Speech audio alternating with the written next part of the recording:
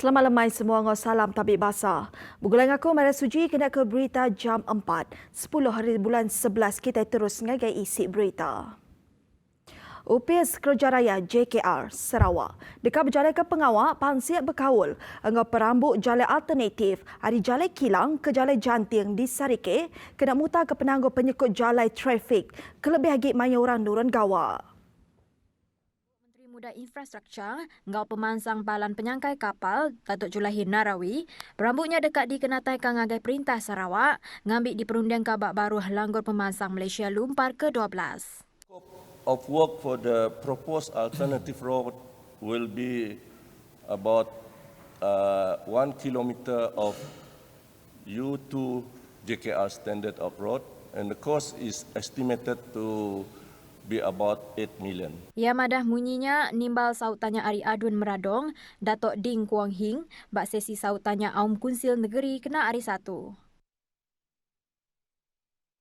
Aum Kunsil Negeri Dun Sarawak ngemenda ke perambu Undang-Undang RUU cara sementara ngurangkan pangkat penyakit coronavirus COVID-19 2020. Perambutnya dipejurai sampai Kepala Menteri Dato' Ahmad Douglas Ugah Hembas. Lalu terulih ke sukong majoriti adun pengudah baca kali ketiga. Semena oleh dikena bak sekedar undang-undang perintah besar, timega diteriat kengagai perintah negeri. Nyalai perintah negeri ngambil singkang ti proaktif numbuh ke RUU sementaranya. RUU tu dekat nangkup serta merik pemendar sementara hari tanggung pengawal baru mayuh bengkah ordinan negeri tindak disengkawam dalam Akta COVID-19 barenggat perintah besar. The immediate objective of the bill is to modify the relevant provision in the ordinance referred to in the schedule and to assist those faced with difficulties in addressing the inability to perform contractual obligation and addressing the inability to perform statutory duties or obligation to conduct statutory meeting during the imposition of the movement control order. Antara undang-undang negeri terkenampas lalu hendak nyengkawum Akta COVID-19, ianya Ordinan Kod Bumi Putra 1992, Ordinan UPS Kunsil Kandang Menua 1996, Ordinan Pemansang Penguat Berumah Kawalan Gau Perlesenan 2013, Enggau Kanun Tanah. Nantinya mak pandemik COVID-19 untuk majak jadi, Kepala Menteri bisik kuasa ngambil singkang kepatut ngelanjar ketimpuh RUU-nya. UPS Menteri Pengerai KKM benung mansiap perengkaguna tambah mesin hemodialisis di Hospital Kapit, Sarawak kelimpah ngelalah bagi palan ti engkeman dikena nombor ke unit hemodialisis kebaru dikena nangkup penambah penyapau pesakit ti berubat di dandang endurnya. Kok Sapit Menteri Pengerai kedua, Datuk Aaron Godagang, nakak ke dia tu bisi 14 mesin di hospitalnya. Hemodialisis hemodialisis di Kapit tidak mempunyai ruang lebih lagi untuk menempatkan penambahan mesin hemodialisis baru, dan pada masa yang sama tiada ruang yang boleh dinaikkan taraf di Hospital Kapit untuk dijadikan ruang tambahan bagi rawatan hemodialisis. Ia munyinya lebuhnya tanya Kaban Parlimen Hulu Rajang, Datuk Wilson Ugak Kumbong. Kerajaan Melin dekat nambah mesin dialisis di Hospital Kapit, Klinik Pengerai Song, Klinik Pengerai Belaga, Klinik Pengerai Sungai Asap, ngau Klinik Pengerai Tubau. Aaron madaka di Klinik Pengerai Song bisik 7 itik mesin hemodialisis di kliniknya. Tajak pihak Kuk Yamadah nakak ke dia tu nadai mesin hemodialisis di Klinik Pengerai Belaga, Klinik Pengerai Sungai Asap, ngau Klinik Pengerai Tubau di Sarawak, laban penyampau pesakitnya ndak mayuh, ngau pesakit hari pelilih menuanya, benuang lalu dekat berubat di Hospital Bintulu. Dan kalau mengikut kriteria untuk kita menubuhkan hemodialisis di hospital, kita menggalakkan di hospital, kita mempunyai at least di antara 20 atau 32 orang pesakit untuk kita menempatkan 3 ke 4 mesin dengan pegawai ataupun staf minimum 3 orang. Jadi sebab itu kawasan yang disebutkan asap Tubau itu tadi sekarang ini belum dapat ditubuhkan hemodialisis. Kita bertemu baru. Bajet 2021 ti dibantaikan Dewan Rakyat hari 5 ni kemari hendak berciping enggau Sarawak. Tambah megaknya oleh mantu Sarawak nyikap diri nyadi sebuah negeri mansang manggai bat tahun 2030.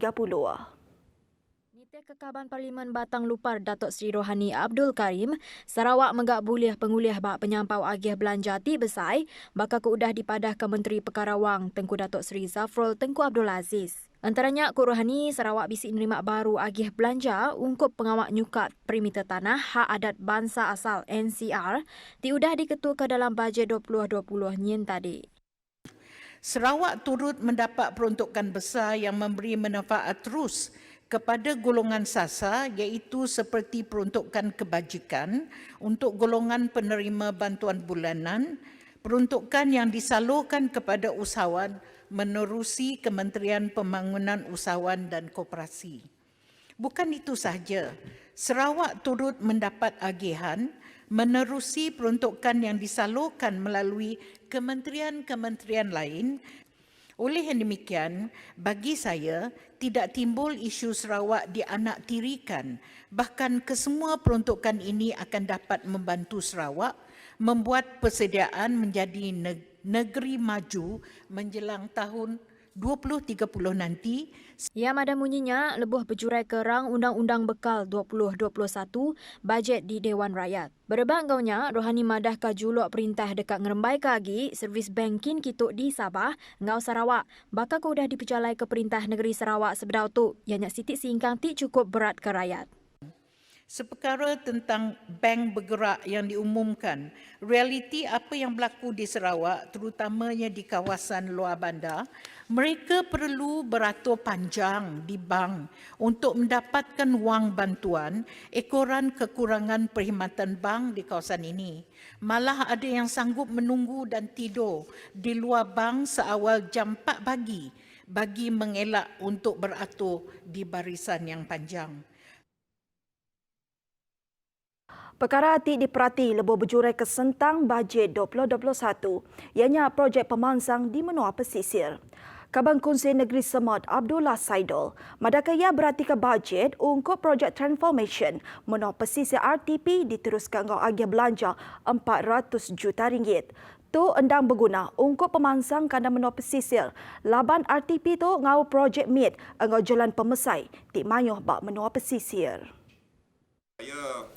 Antara yang menarik perhatian saya sebagai wakil rakyat untuk kawasan saya ialah pembelanjaan RTP diteruskan dengan pembelanjaan sebanyak 400 juta. Ini amat penting bagi kawasan luar bandar kerana RTP ini melibatkan projek-projek small and medium size projek yang banyak di luar bandar yang sangat membantu kami wakil rakyat luar bandar.